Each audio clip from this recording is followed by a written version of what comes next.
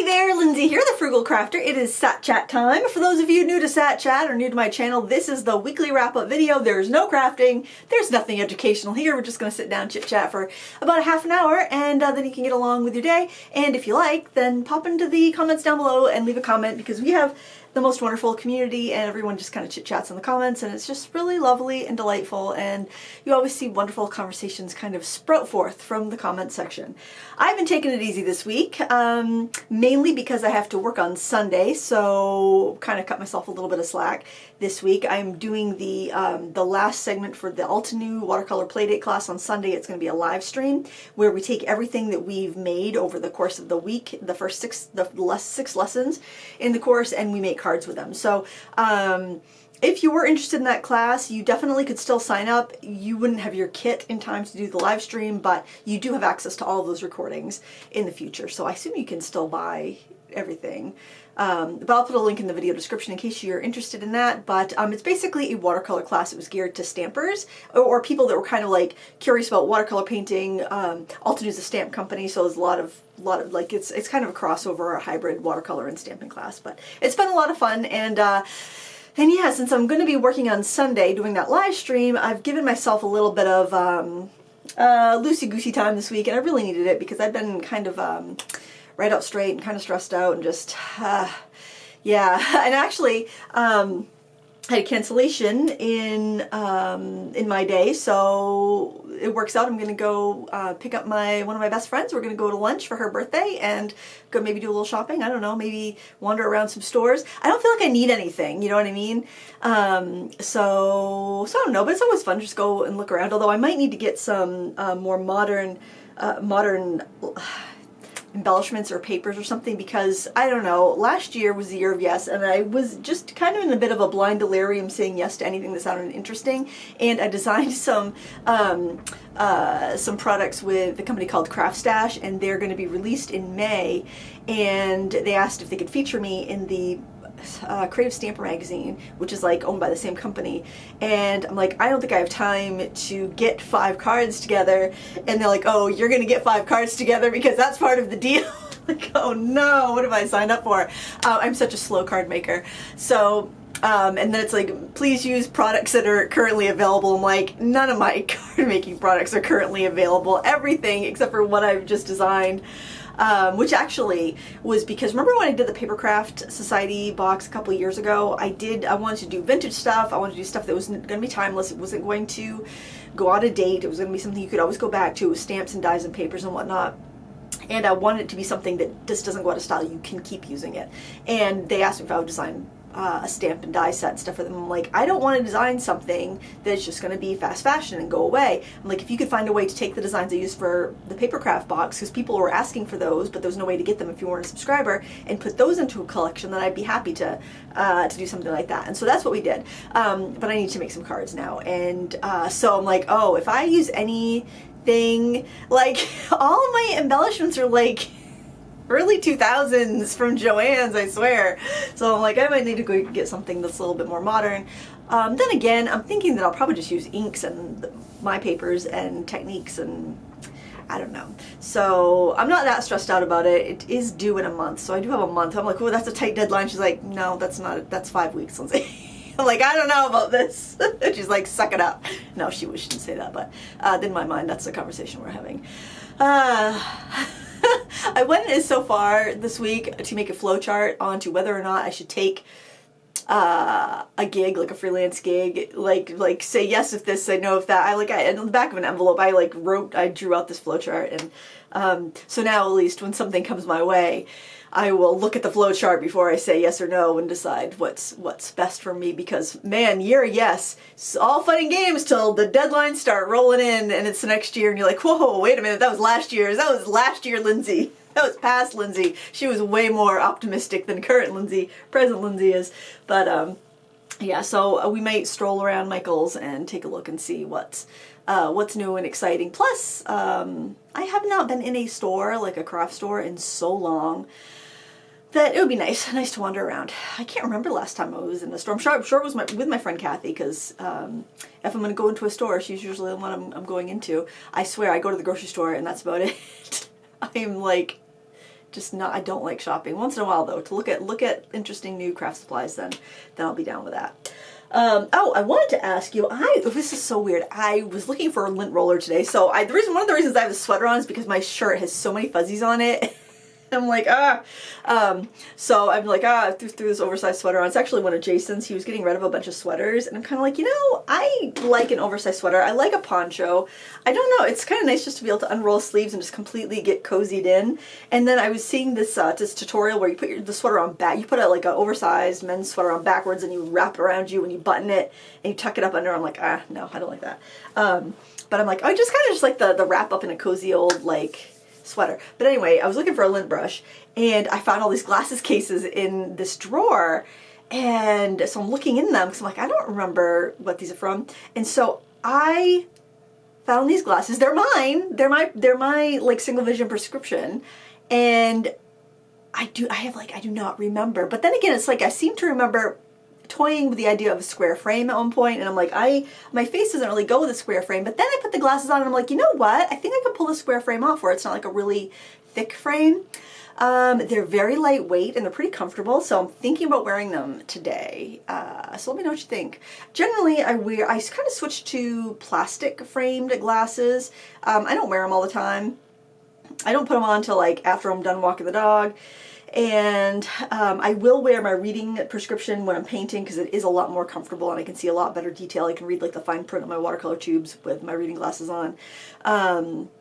But in general, I have a pair of progressives I'll wear, or I won't wear any glasses because my vision's not that bad. Like I could read my phone, but I do have the font turned up pretty big on my phone. But I don't know. Usually I go like a cat's eye glass. Well, actually, do I have my regular? Yeah, I can show you what I generally will go for. I'll go for a frame like this in general. I'm so pale that I try not to do a really dark frame. Oh, those lights are really. So I kind of like the cat's eye. I can't seem to get rid of the glare. I like the cat's eye shape, but I don't know. I mean, I like these. But do these have a non-reflective coating? These don't seem to be reflecting the light so much. Maybe I can even wear them on camera because they don't seem to reflect the light. Maybe I actually like sprung for the non-reflective coating on these. I don't know. What do you think? I always find with the wire ones, they tend to get a little crooked sometimes, but yeah, I'm like seeing at a distance really well with these, so I think I might wear them today. I'll see what my friend Kathy thinks. She'll let me know. She won't lie. She'll tell me the truth. Friends don't lie. She'll tell me if I look like I don't know. If I look bad, she'll let me know. So what's new? I got a list this week. Oh yes, I am not going to be as distracted as I was last week. Oh my word, I'm telling you what a week. So Monday, I went to walk the dog, and I was walking her in the woods. I found this, it's not really a snowmobile trail, but it was a trail made by a snowmobile in the woods, and I'm pretty sure I know who owns the property. So first of all, I'm trespassing in the woods with my dog, and I'm just wandering around and walking on this like snowmobile trail, and the dog kind of starts sniffing, and so I'm looking around. I know she's smelling something, and I saw something. I didn't know if it was like a turkey. Maybe I should have worn my glasses. I wasn't sure if it was like a turkey because it kind of looked like a turkey plume.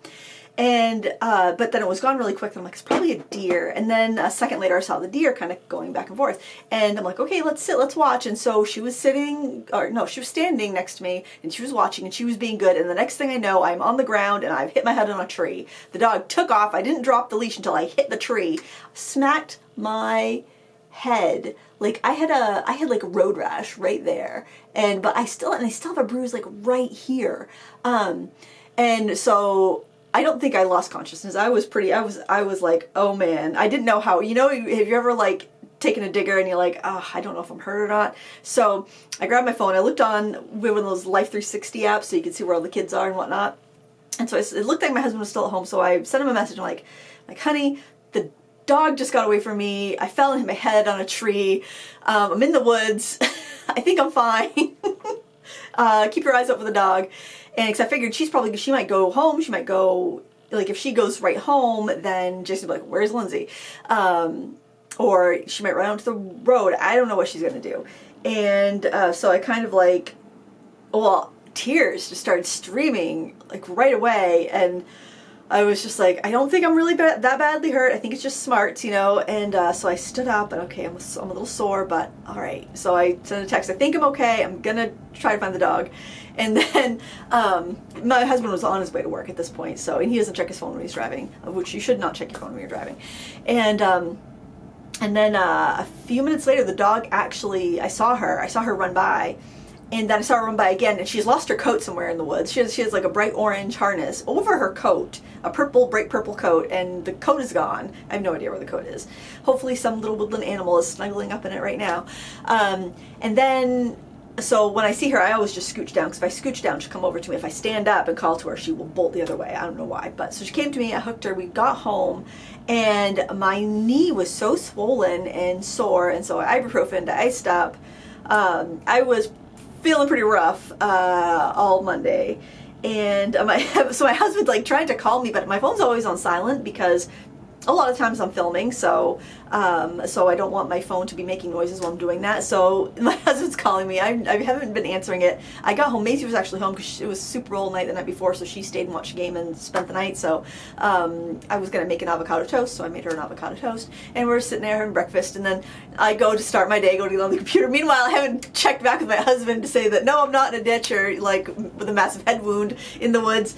And so she texts Maisie, and Maisie comes in. She's like, "Dad wants me to put eyes on you, make sure you're all right." First thing I did when I came home though was look in the mirror, make sure my pupils were the same size. I mean, that's concussion 101.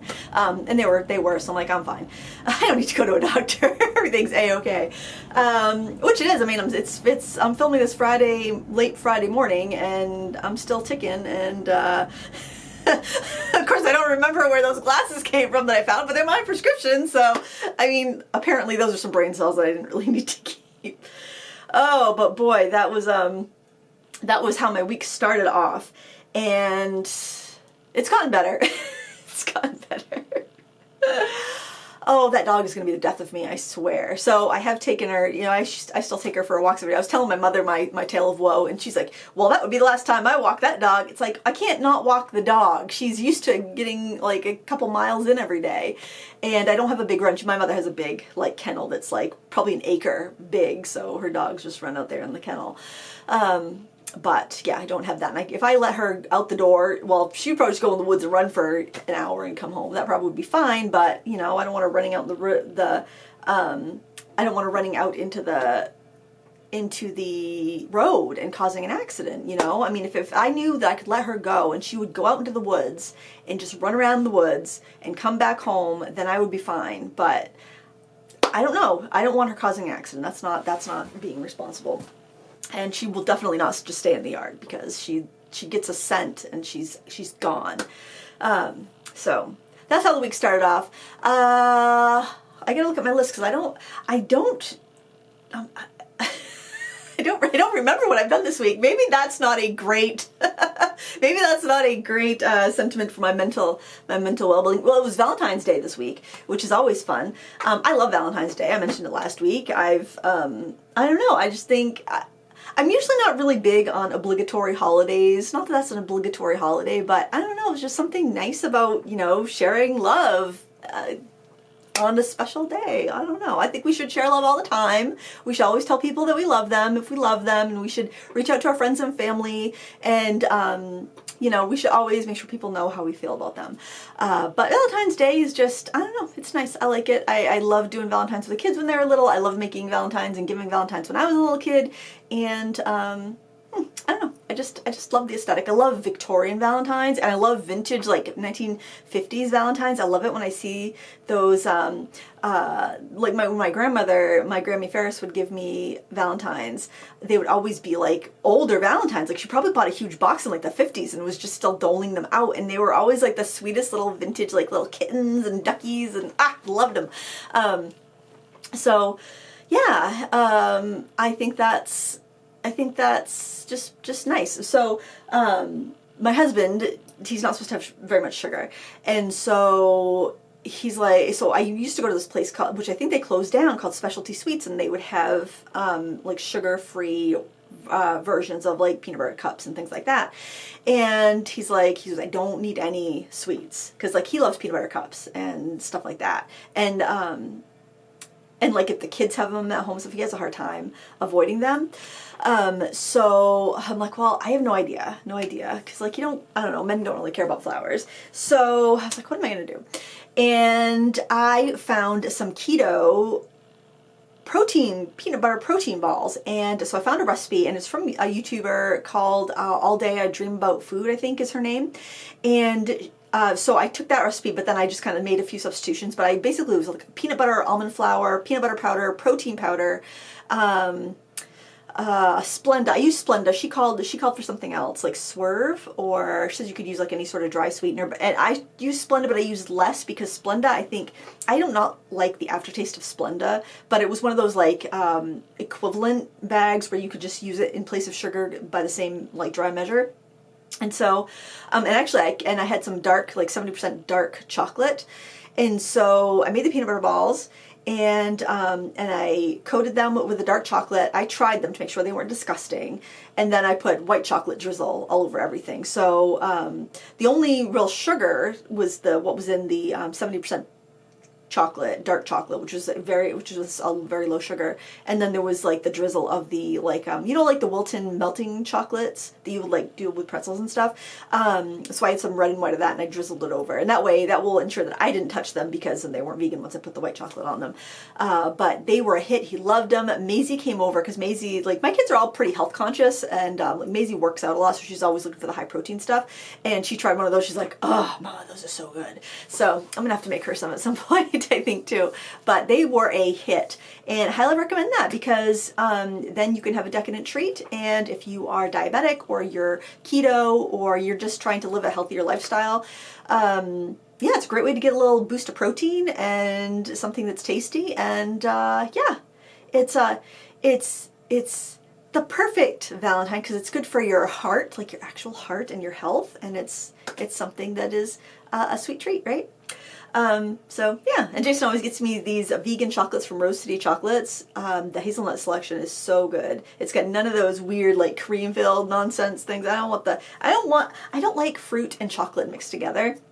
I don't like coffee and fruit mixed together. Like, those are two flavors I think should be segregated. I don't like the chocolate covered strawberries. Chocolate covered cherries maybe, but I just don't like the fruit and chocolate together. So the hazelnut assortment from Rose City Chocolates, the vegan hazelnut Belgian chocolates, are unreal. If you have a vegan lover, get those chocolates for them. They are so good. So what else? Let me look at oh my gosh, next week I do have something exciting to share. So when I work in my sketchbook, a lot of times I like to divide up the pages.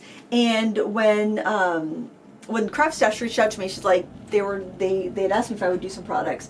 And it's funny, because I had just started like dividing my pages, and I was looking for some sort of like templates that I could do that with, and I had some really old scrapbooking templates that kind of worked for that, but you can't find them anymore. And I said, I'd love to make something. There's like a stencil that you could divide up a sketchbook page, kind of like, well, I've got, just ways to divide it up. And so like you could combine cells to make bigger things, or you could do smaller things, or just have some different options so you could quickly divide up a big page so it was less intimidating and less scary. And then you could like turn it around, so you'd have 4 different ways just by turning it around. Then you could flip it over and turn it around each side, and you get 4 other ways to lay it out. Plus you could combine things, and then leave the innards for your stencil, leave the insides in the pack too, so this is what the stencils look like. These are the 9x12s. They come in different sizes for different sketchbook sizes, and cards if you want to use them for like color blocking cards. But also I want to leave the insides of the stencils in the package for people, so that they can make up their own layouts using the big shapes. And now obviously, if you have old scrapbooking stencils, you could use those. If you have a ruler and a little bit of patience, you can use that. But for people that just want to lay down that template on their sketchbook page and be able to draw out the cells, I want something to make that easy to get people drawing faster. And they're like, we love that idea. And so we developed 4 different sets of stencils, and each set comes with 2. And they're like 9 by 12, 8 by 8, 6 by 6, and 5 by 7. Or 6 by 8, what do we do? I don't know. I got the new ones here. Oh shoot, because I've been using the other ones. They're coming out next week, before Sat Chat, before the next Sat Chat. So I did want to share this. I am going to share some stuff with them. So we have 5 by 7, 6 by 6, and 8 by 8. And so that you can also use them for scrapbooking as well, or for card making, which I think is really kind of fun. And the square layouts, the 6 by 6 and 8 by 8, are essentially the same layout.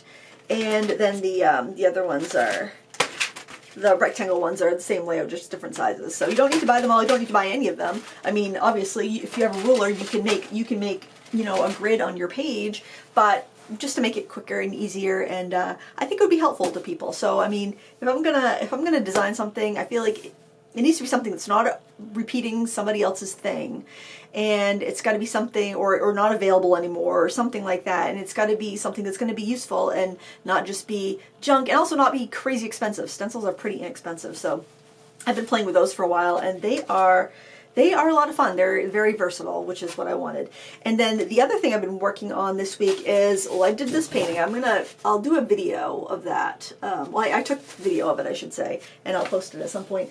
But I was working on the review for the Da Vinci gouache, and I've been hearing stuff about it, and it's like, I need to do this review because I'm going to be biased by what I'm hearing about this gouache, which I'm not hearing good things about the gouache, I should say, and I don't want to go into a review with preconceived notions. If I have a lot of preconceived notions about a product before I review it, then I generally won't review it. I've had a lot of people asking me to review a certain brand of watercolor pencils, but it's like I feel like I have opinions on this product already, so I'm not going to review it. But this, I was very excited to try it. I like Da Vinci products. I like Da Vinci watercolors a lot, and I like a spit in my mouth. And so I was excited to try it, and well, I'm working the review right now. I'm enjoying them, I have to say. Maybe because I thought they were going to be I kind of was thinking they were going to be bad because of what I've been hearing about them. They're pleasant. I'm being pleasantly surprised, but there's definitely some issues. But there's definitely some there's some things with the paints. But overall, I am enjoying working with them. And I use this palette here. I've had it for a little bit of time. It's from a handmade palette store on Etsy, and I will link to it in the video description if you want to check it out. I just think this palette is so pretty with the gouache on it right now. But the gouache is drying down really well and not flaking off, so this might be a good gouache if you like to pan your gouache. Yeah, it's drying down really well. It reminds me a lot of the Mission Titanium class hybrid gouache. This actually feels more like a hybrid watercolor gouache. But I'm not disliking it. I'm not disliking it. It's different though. It's different from other gouaches. It's not like other gouache. So yeah, and I got a good price on it. These are huge tubes. They're 37 ml, and I was just thinking, I got them during the 60% off sale that Da Vinci had back around Black Friday, and Blick ran the same sale, and so I got the gouache on Blick. On Da Vinci, they actually have a trial set, which I would have bought, I guess, if I knew I was going to be placing a Da Vinci order as well, because they had one of those free gift with purchases that's just my kryptonite.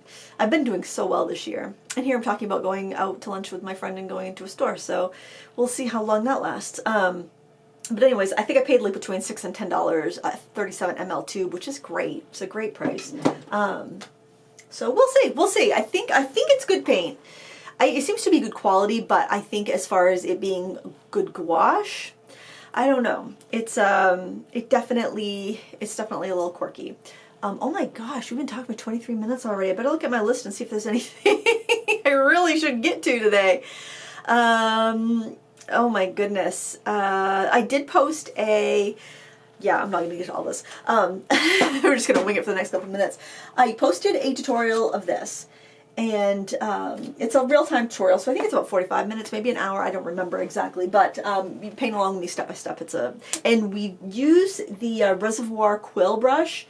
Do I have that right there? I'm trying to. I was moving stuff around, so yeah, I've got to tidy up and get myself sorted out here. It's a mess in here. But anyway, I was using a reservoir quill brush, and I've been using it off and on for a few months. I think I bought it last summer, and I'm not sold on it yet, but I do think reservoir quill is a good option for somebody with like a handshake because it is steadier than using a regular liner. It's like a liner with like a fat belly of absorbent fibers, and the one I got was the Mimic because it's all synthetic. And I got a number 10, and I think I should have got a smaller brush. But anyway, jury's still out. This jury is still out. Other people love it. Other people, I don't know. I haven't seen a lot of reviews on them, but my jury's still out on that. But anyway, I posted that video, and then I also posted a time lapse of my palette knife painting. The real-time palette knife painting is up in Critique Club, and I was kind of like, oh darn, this video's not doing very well. The real-time, either of those aren't doing very well, and I'm like, oh, this is so frustrating when you put the time in for a tutorial and it doesn't do well. And then I happen to be watching a video by Super Ray Dizzle, who does she's an art channel. She does a lot of like comparing products. It's very entertaining. It's very entertaining content. And I saw the most polite discourse in her comment section, and somebody I think she was like testing her video was like testing the most rare art supplies or something to that effect. And somebody commented that I miss when you used to just do tutorials and like do a voiceover and tell us what you're doing and show us the art. And then there was and she's a younger audience. And so, you know, I was kind of like, oh, is there going to be, and I saw there was a lot of replies to that, and I was clicking on it to see what people were saying. And I don't want to say these kids, but I'm assuming they're much younger viewers.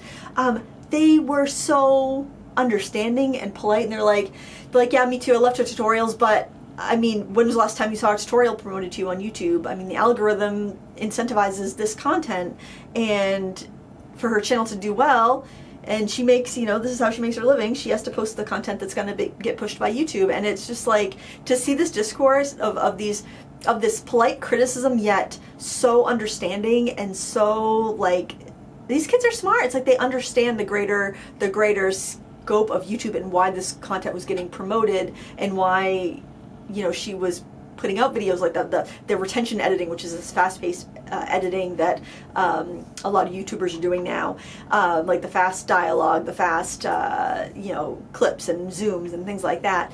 Yeah, it's definitely what probably because people watch longer because you're always seeing something new and it catches your interest, and it's very kind of TikTok-y, and then it's got longer watch time, longer retention, so then it gets promoted more, and that's kind of showing products, which is kind of like a haul. Hauls get promoted a lot more because then they can advertise, put more ads on it, and it's just really interesting to see how things grow on YouTube. And you know, really, you have to seek out the content that you want. If you just go to your For You or your homepage and you look, you're just going to get what's pushed to you. So yeah, if you've got creators you follow, you want to see everything they're doing, click on their channel, look at their videos. Maybe they've been posting content you like all along, but it's just not getting shown to you. I guess all this to say is, please watch my tutorials if you like them. If you don't care about long format tutorials, then that's fine.